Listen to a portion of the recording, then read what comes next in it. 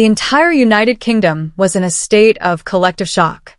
A documentary special on the United States, a mere 8 minutes long and broadcast by the BBC, had just achieved a staggering 65% viewership share. It felt as though every television in the nation, from the bustling pubs of London to the quiet living rooms of the Scottish Highlands, had been tuned to the same channel.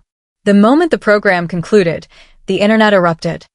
The BBC's online forums, normally a sedate space for polite debate, were instantly flooded with a tidal wave of comments, crashing the servers within minutes. "This isn't the America I thought I knew," one message read. "I feel like I've been lied to my entire life." But the true astonishment was yet to come. As the 8-minute film was subtitled and shared across the globe, it went viral on an unprecedented scale. Within a single day, it had surpassed tens of millions of views. Major European news outlets, from Le Monde in France to Der Spiegel in Germany, scrambled to publish think pieces on the phenomenon. A torrent of comments from Europeans sharing their own positive experiences in the US poured in, a digital flood of goodwill and shared memories. What on earth was in this short film that had managed to captivate the world with such force? The man at the center of it all was its creator, a veteran BBC producer named Arthur Finch. After the broadcast, as the digital shockwaves were still expanding, Arthur posted a starkly personal message on his social media. "I went to America to film this piece, with a mind full of prejudice," he wrote. "But as the filming progressed, I began to feel a profound sense of shame." What could he possibly have experienced to provoke such a confession? This is the story of the Real America, seen through the eyes of a cynical Brit. This is the story of his astonishing journey. My name is Arthur Finch, and I am a senior producer at the British Broadcasting Corporation. The night my 8-minute documentary special on the United States aired, my world tilted on its axis. 2 minutes and 17 seconds into the broadcast, my phone began to vibrate violently against the polished wood of the control room desk. It was a message from the ratings analysis team. The numbers, they said, were unbelievable. A 65% share. My hand trembled as I held the phone. In the entire history of British broadcasting, no documentary, let alone a short feature, had ever achieved such a figure. From the panoramic window of my office, the lights of the London Eye seemed to burn with a particular intensity against the inky black of the Thames.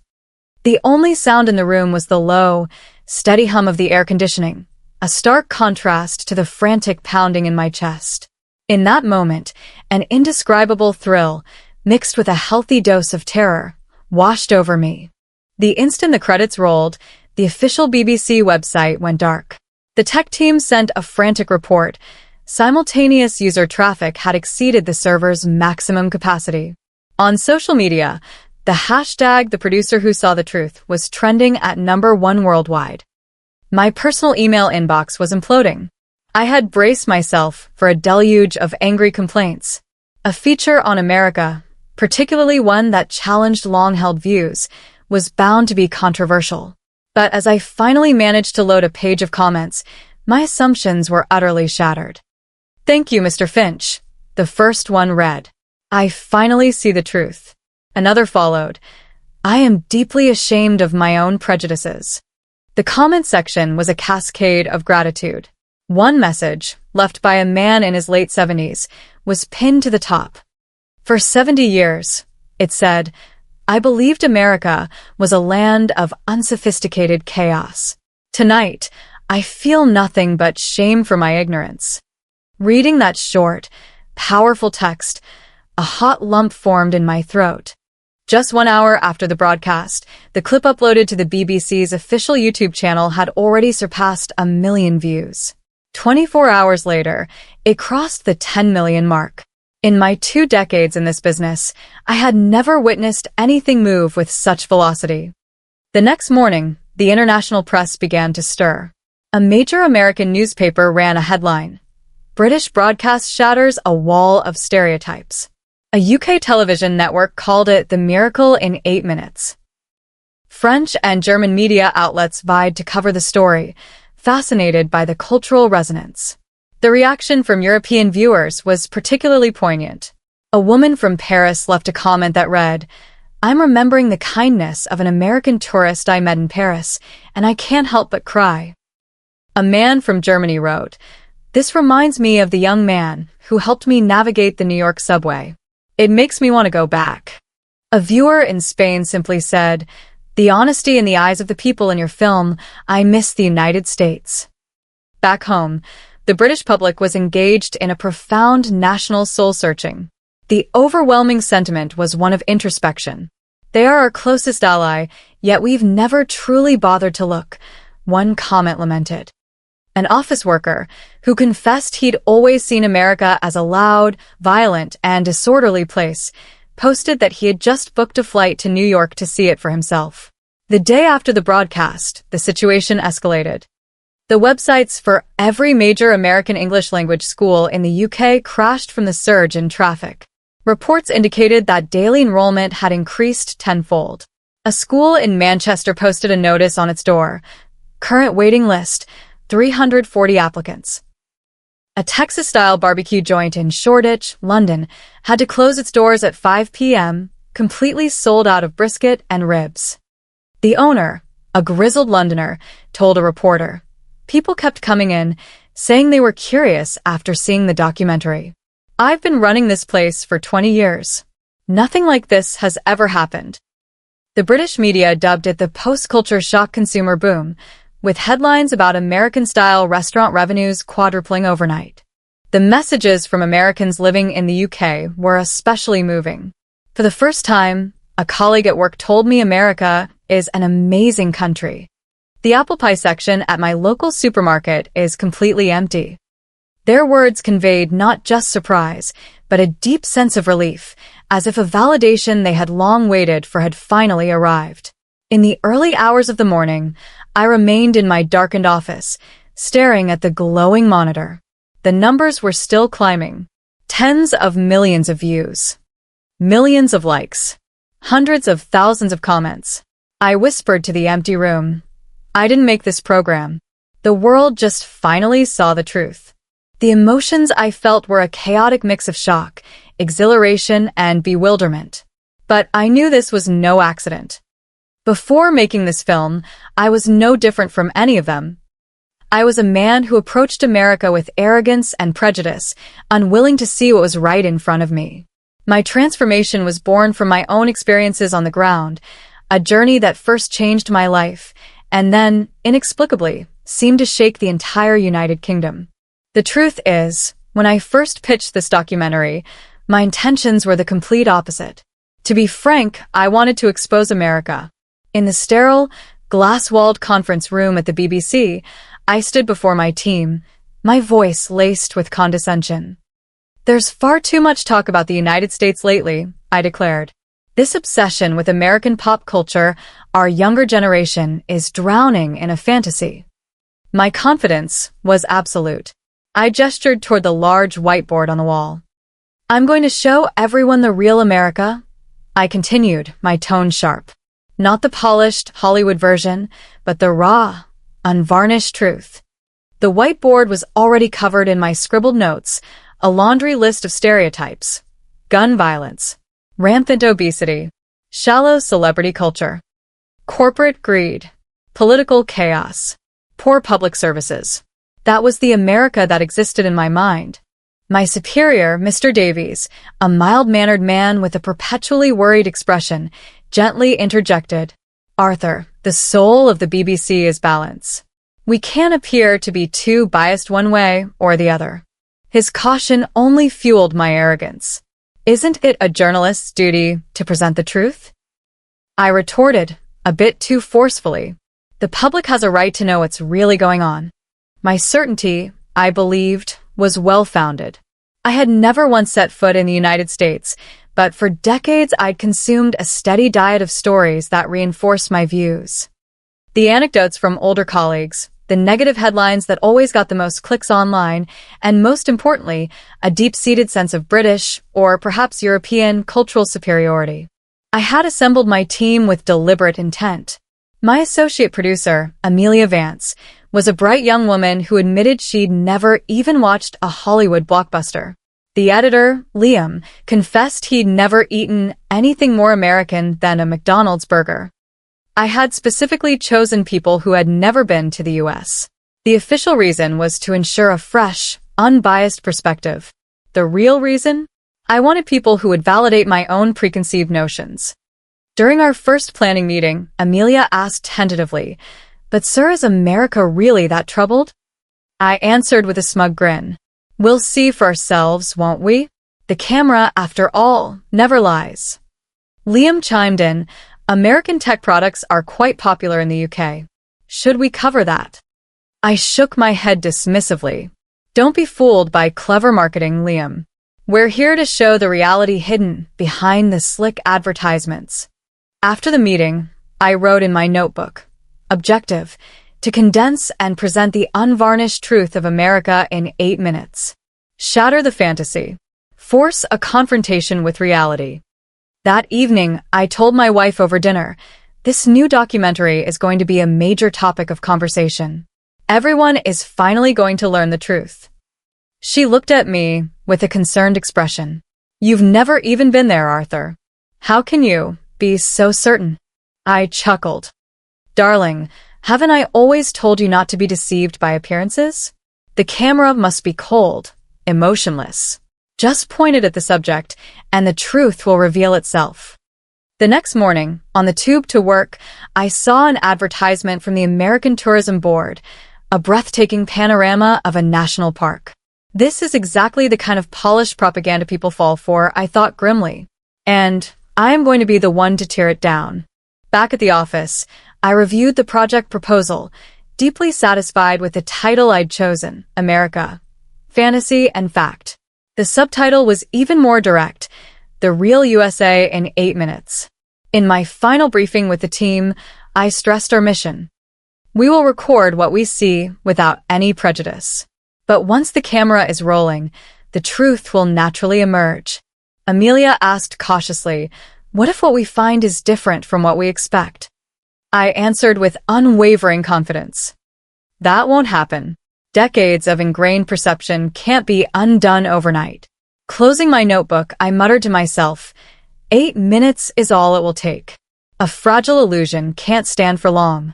At that time, I was so utterly convinced of my own righteousness. I, who had never seen America with my own eyes, believed I knew everything. I had no idea how vast my arrogance was, nor how deeply shameful it would soon become. I was about to find out. From the moment we landed at JFK Airport, something felt off. But I refused to admit it. Airports, I announced loudly to the team, more to convince myself than them, are just polished showcases for foreigners, no matter the country. But the sleek, modern facilities and the staff member who fluently directed us toward immigration in a crisp British accent caught me by surprise. At the immigration counter, the officer greeted me with a warm, "Hello, sir. Welcome to the United States." I found myself giving a deep, involuntary nod of respect. Outside, we hailed a taxi to our hotel in Manhattan.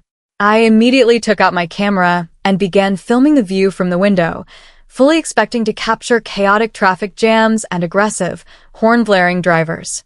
But the highway was surprisingly orderly. Cars moved in disciplined lanes. The taxi driver, a man with a friendly face, glanced at me in the rear-view mirror. "You folks from UK? Filming something?" I asked him, my tone slightly provocative. I heard the traffic in New York is always a nightmare. "Is today a special occasion?" The driver chuckled. "Nah, man. Nowadays, everyone's got apps with real-time traffic data. We just avoid the jams before we even get to 'em. Might even be more efficient than London, you know?" His comment left me speechless. The gridlocked, chaotic New York of my imagination was nowhere to be found. The hotel was no different. As we walked into the lobby, a concierge greeted me by name. "Welcome, Mr. Finch. We've been expecting you." I was taken aback. How did you know my name?" I asked. He smiled. "We confirmed your reservation details in advance, sir." During check-in, I decided to be deliberately difficult. "I need a quiet room. The air conditioning must be set to precisely 18 degrees Celsius." "Oh, and I'll need a wake-up call at exactly 7 a.m. The clerk didn't show a hint of annoyance. Of course, sir. We hope you have a comfortable stay, he replied with a cheerful smile. The next morning in the hotel's breakfast restaurant, I made even more fastidious requests. The coffee lukewarm. The eggs poached soft. The toast just barely browned. I fully expected the young waiter to be flustered. Instead, he grinned brightly and said, "You got it. Be right out." The food that arrived was prepared to my exact specifications, and it was delicious. I purposely left a good portion of my meal on the plate and stood up to leave. The waiter hurried over, his face etched with genuine concern. "Sir, was something wrong with your meal? Can I get you something else?" I shook my head, suddenly feeling awkward. "No, it was fine.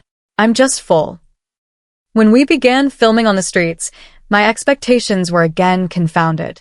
The streets around Times Square were surprisingly clean. People walked in an orderly fashion, and there was hardly any litter in sight. Public bins, including separated recycling, were everywhere. I decided to test the locals' friendliness by asking for directions, hoping for a rude dismissal. But every person I stopped paused their day to help me. One college student even said, "Oh, I'm heading in that direction anyway. Let's walk together." It was clearly out of his way, but he walked with me for several blocks. A middle-aged woman, seeing me struggling with my heavy camera gear, said, "You look like you're working hard, honey. Let me show you where to catch a cab." The most shocking encounter was with an elderly man. I deliberately asked for directions to a complicated, obscure address. The old man tried to explain, then sighed. "You know what? It's too hard to explain. I'll just take you there." He then proceeded to walk with me for a full 15 minutes to my destination. When we arrived, he smiled warmly. "Welcome to our country. I hope you make some wonderful memories here." That night, back in my hotel room, I reviewed the day's footage. The screen was filled with images of kind people, clean streets, and orderly scenes. This was not the America I had come to find. "This isn't real," I muttered, and with a grim finality, I hit the delete key on my laptop. An entire day's worth of footage vanished, file by file. Amelia watched, aghast. "Sir, why are you deleting everything?" I stared at the blank screen and replied, "It's a fluke. Just a coincidence. Tomorrow will be different." But deep down, I knew the problem wasn't America. It was my own prejudice. I wasn't looking for the truth. I was hunting for evidence to confirm what I already believed. Outside my window, the New York skyline glittered, the lights along the Hudson River shimmering beautifully. Looking at that view for the first time on this trip, I felt a pang of shame. After returning to London from that first trip, I devised a new strategy. Let them taste it for themselves, I told my team.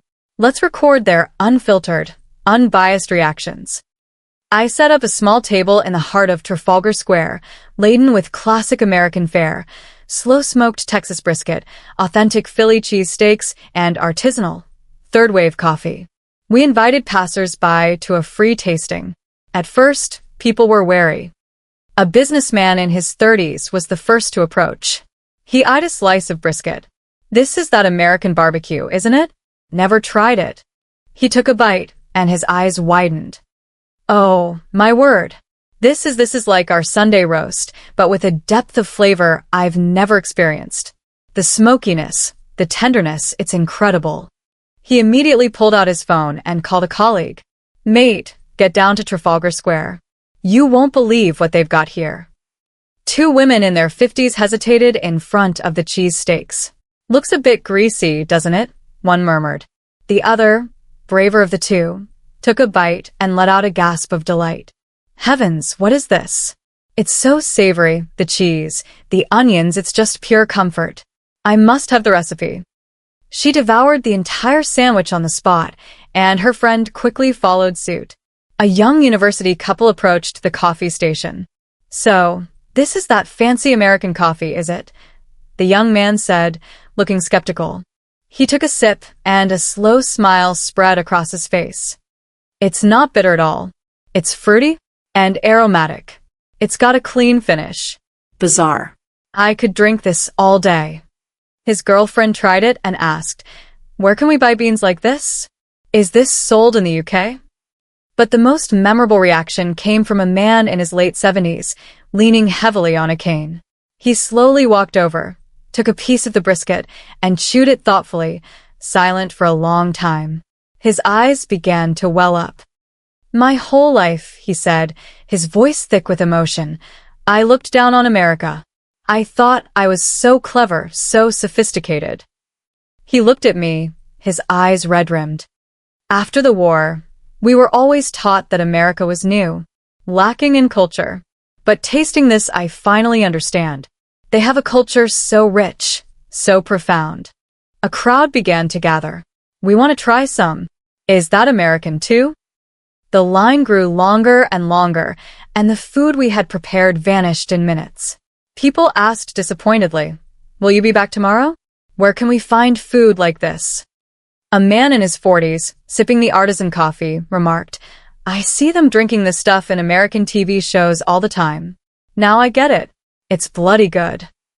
A young woman, eating a cheesesteak, chatted with her friend. "This would be a brilliant lunch option, wouldn't it? We should look for an American deli near the office." My director of photography, Liam, whispered to me, "Producer, should we keep filming?" I stared into the lens and said, "Cut. This isn't the footage I want." But it was a lie. This was the exact opposite of what I expected, and that's what made it so real. It was the honest reaction of people tasting something without prejudice. A small child, holding his mother's hand, pointed at a tray of freshly baked apple pie slices. "Mummy, can I have one of those?" The mother hesitated, but the child insisted. "My friend Jack at school, his mom is American, and she brought in homemade cookies, and they were the best I've ever had." In that instant, it hit me. The children had already accepted it without bias. The problem was the hardened stereotypes of the adults. As we were packing up, an elderly woman approached me. "Thank you," she said with a warm smile. "Thanks to you, I've discovered a new taste. I'm starting to feel quite curious about America." That night, in the editing suite, watching the footage, I thought to myself, a single bite of food melted away decades of prejudice. In the instant it touched their tongues, all preconceived notions crumbled. Amelia asked, "Producer, are you going to use all of this footage?" I nodded slowly. Yes. Because it's the truth. In my notebook, I wrote, "One taste destroyed my conviction. The tongue does not lie." I later heard that after that day, the number of people searching for authentic American food in London surged. Several restaurants even added smoked brisket and artisan coffee to their menus. An American diner owner told me months later, "After your program aired, customers started asking about regional American dishes.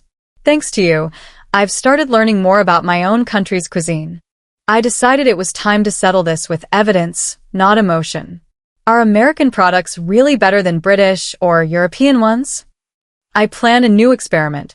If people don't know the brand, which will they choose? We rented a studio in Soho and gathered a range of products: skincare, instant noodles, consumer electronics, and kitchenware. I meticulously covered every logo and brand marking. Participants could only judge based on the quality of the product itself. The first participant was a woman in her 40s, testing skincare. We had her apply 2 different moisturizers, one to each hand. "The one on the left is a bit sticky," she observed, "but the one on the right, it just sinks into the skin. The scent is very subtle and elegant." She unhesitatingly chose the one on the right. It was an American boutique brand. A university student in his 20s had a similar reaction. "This one has a better texture, and it feels more natural. It doesn't even feel like I'm wearing anything." Out of 12 participants, 9 chose the American skincare product. Could this be a coincidence? I wondered. The results of the instant noodle test were even more shocking.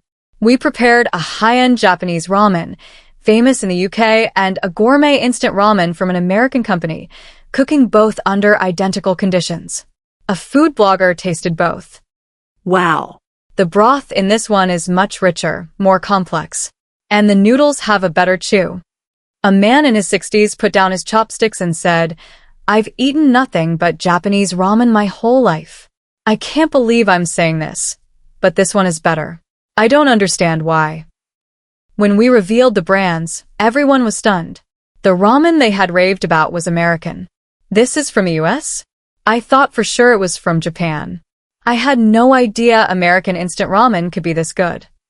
We moved on to electronics. Headphones, phone cases, portable power banks. A design student examined the products carefully. This range has a much more refined aesthetic, a very global feel. The other ones feel a bit dated.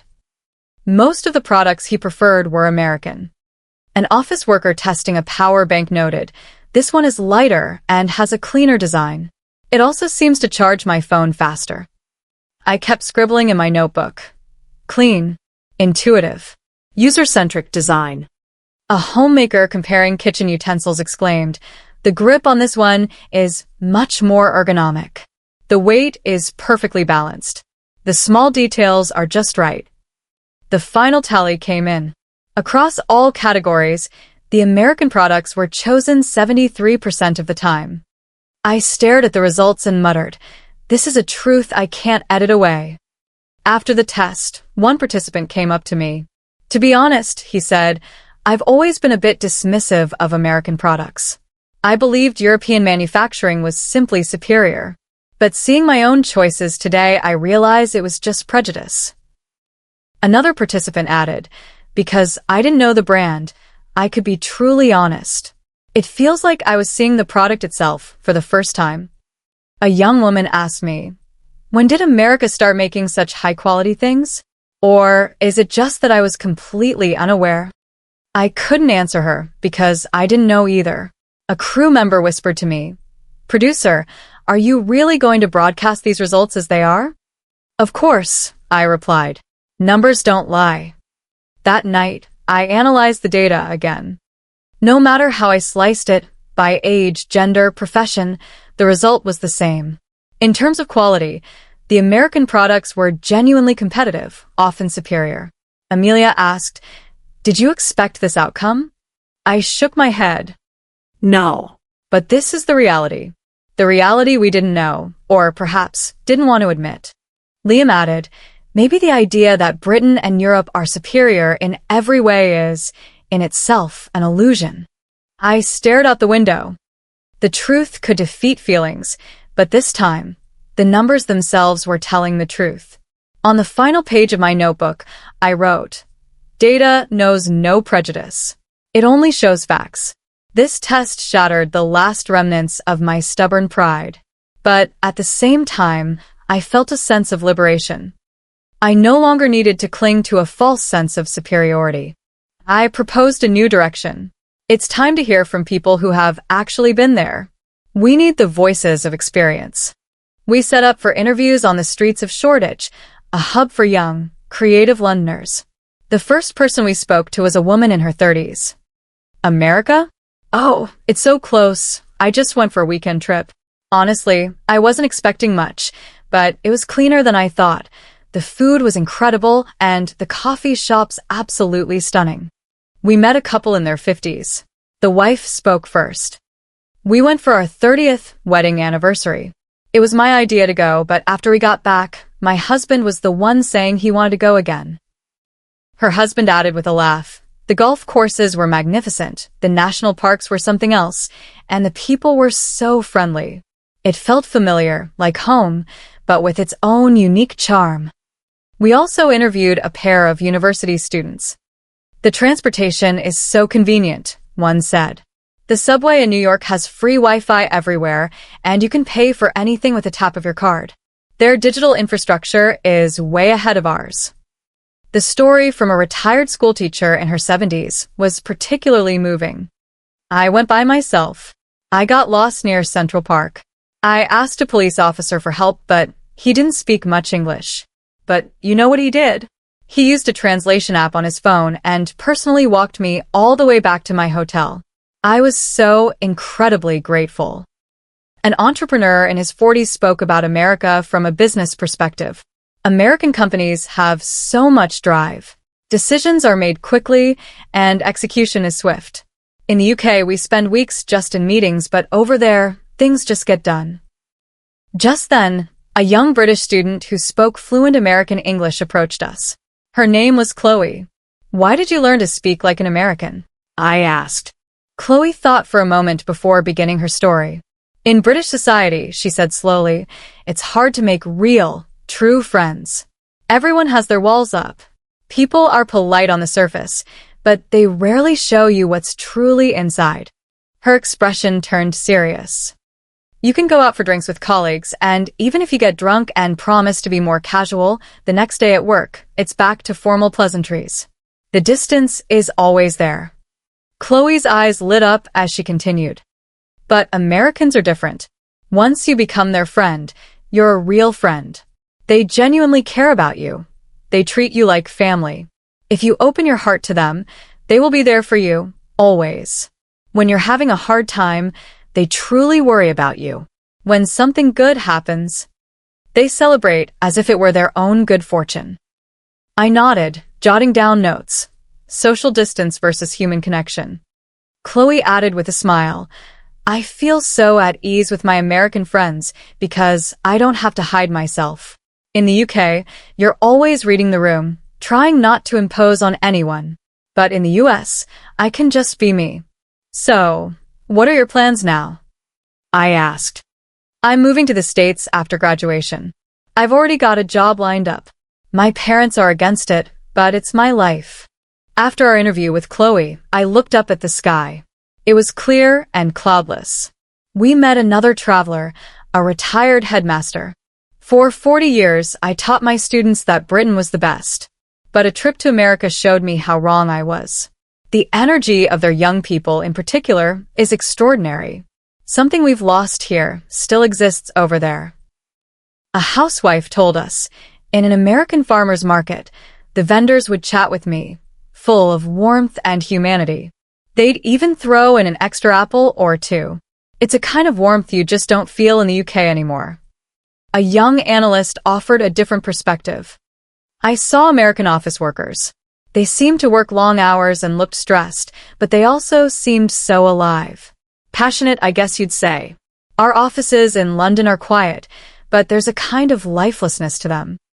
After the interviews, I wrote on the last page of my notebook, "Those who have been are positive. Those who have not are negative. The answer lies in experience."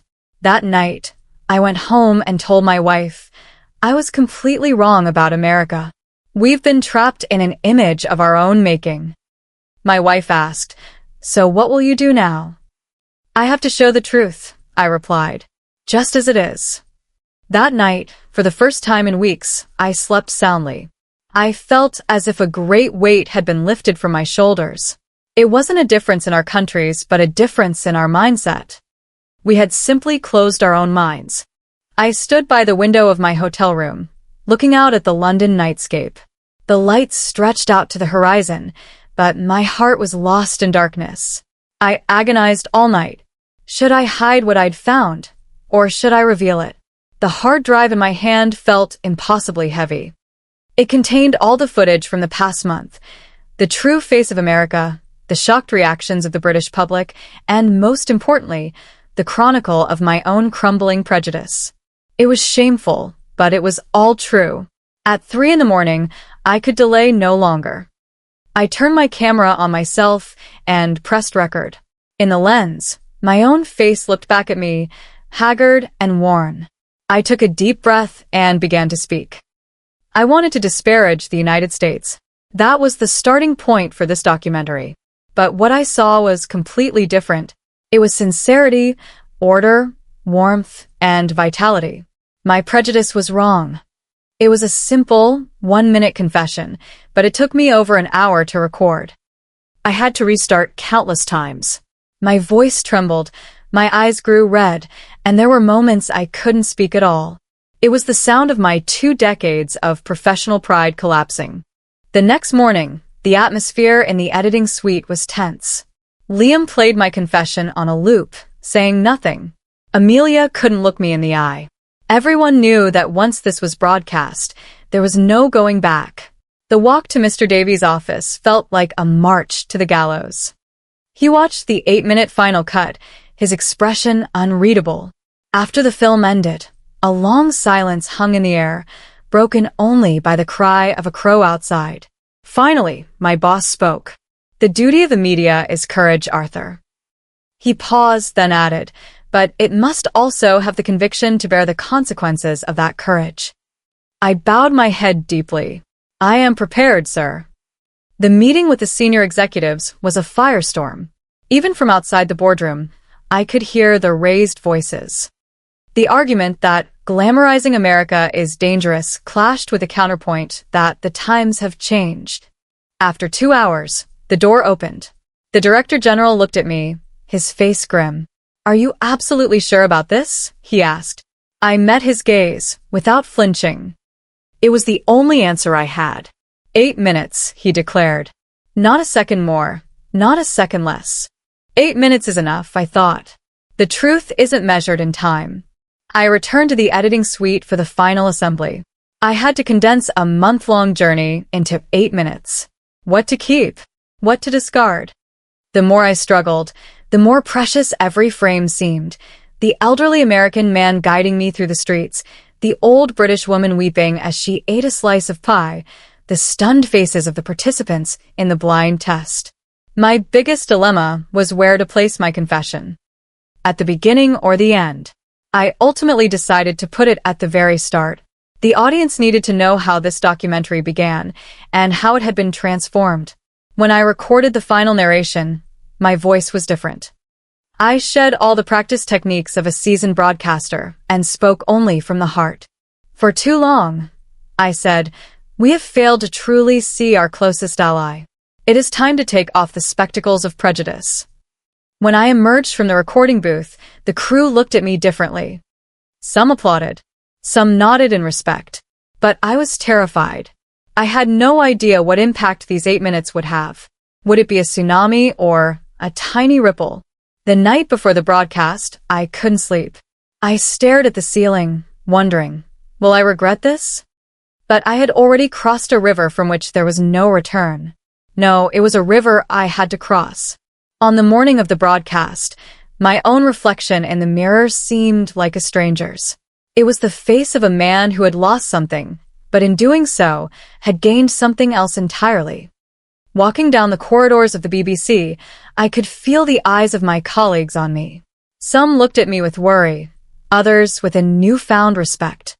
As 8 p.m. approached, I stood in front of the monitors in the main control room, my palms sweating, the sound of my own heartbeat thundering in my ears. Finally, the program began. My face appeared on the screen. And then, those words echoed across the United Kingdom. I wanted to disparage the United States. The 8 minutes of truth had met the world. There was no hiding now. The first 2 minutes of the broadcast were calm. The real-time response graph on the monitor traced a flat, steady line. And then, the moment my confession aired, everything exploded. The numbers on the viewership monitor began to leap frantically. 30%, 50%, 70%, climbing at an unbelievable rate.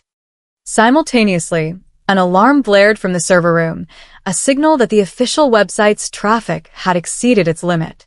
I had expected an avalanche of criticism, but the comments that began to appear were the opposite. A producer with courage. This is what a real journalist does. This is the future of the BBC. Of course, there were sharp critiques. He was bought off. He's sold out British pride. Traitor. But they were quickly drowned out by other viewers. You're the one blinded by prejudice. You lack the courage to accept the truth. The world has changed. The moment the program ended, the final, astonishing number appeared, a 65% viewership share. It was the highest rating for a documentary in British broadcasting history. The video uploaded to YouTube surpassed 1 million views in an hour. Overnight, it broke 5 million. The next morning, the entire nation was buzzing. Every major newspaper covered the story on its front page. Even the most conservative papers used the headline, "A Courageous Confession." A publication focused on UK-US relations wrote, One man's conscience has thawed the ice in this special relationship. The response from bookstores was even more dramatic. Books related to the U.S., language guides, travelogues, cookbooks, sold out within 2 hours of opening. A bookstore manager, flustered, said he'd never seen anything like it in his 20 years in the business. Language schools were in chaos. Phone lines were jammed. Websites crashed. Enrollment for American English classes increased tenfold in a single day. The head of a school in Manchester said, "I've been running this school for 30 years and I've never seen anything like this. We've run out of teachers. We're having to call in retired instructors." Travel agencies went into emergency mode. Package tours to the United States sold out instantly. Search volume on airline websites for flights to the U.S. jumped 180% compared to the previous week. Flights to New York and Los Angeles were booked solid for the next 3 months. A travel agency representative remarked, "This is bigger than the boom after Friends in the 90s. Economists analyzed the phenomenon in numbers. Import orders for American food products increased by 400%. Sales of American beauty brands rose by 350%. Streaming of American music surged by 600%. One financial analyst dubbed it the 8-minute economic tsunami. Rival television networks reacted swiftly. Within a week, every channel had scheduled its own American special, a documentary on American culture, an exploration of Silicon Valley, a tour of American cuisine. A wave of Amorophilia suddenly swept through the British media. The international reaction was even more staggering. Television stations in America, Europe, and South America subtitled and broadcast the piece. Germany's public broadcaster, inspired by the film, produced a special on the Czech Republic. France planned a feature on Morocco. A journalist from Brazil sent me an email saying, "You have set a new standard for global broadcasting." A professor at a top American university began using the film as a case study in his journalism ethics class, teaching his students that acknowledging one's own bias in the pursuit of truth is the essence of real journalism. A wave of emotion swept through the community of Americans living in the UK. They wrote that while decades of being misunderstood wouldn't vanish overnight, something had fundamentally shifted. Colleagues at work were now inviting them out to American restaurants. Neighbors were asking them for help learning English. After a speech, a reporter asked me, "What has been the biggest change for you?" I thought for a moment and replied, "I have changed. The way I see the world has changed. That is the greatest miracles of all." That night, back in my hotel room, I looked out the window.